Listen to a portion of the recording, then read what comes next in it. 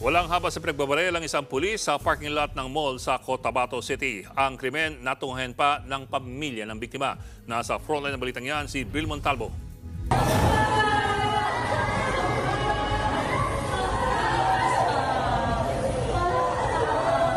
Pumalahaw ng iyak ang babaeng ito sa harap ng kanyang nakahandusay na asawa sa parking lot ng isang mall sa Cotabato City linggo ng gabi. Walang habas sa pinagbabaril ang biktima ng dalawang salarin. Hindi bababa sa 10 ang tumamang bala sa biktima na isa pa lang pulis. Siya si Police Master Sergeant John Manuel Bungkawil, isang intelligence officer na nakadistino sa Police Regional Office Bangsamoro Autonomous Region o PRO BAR. Ayon sa pulisya, nasa parking lot ang biktima kasama ang kanyang pamilya. Nang lapitan ng dalawang lalaki saka pinagbabaril. Nakatakbo pa raw ng ilang metro ang biktima. Naisugod pa siya sa ospital pero idiniklarang dead on arrival. Nakuha sa crime scene ang hindi bababa sa 19 na basyon ng bala ng baril. Kabilang sa tinitingnang motibo sa krimen ay ang trabaho ng biktima bilang pulis.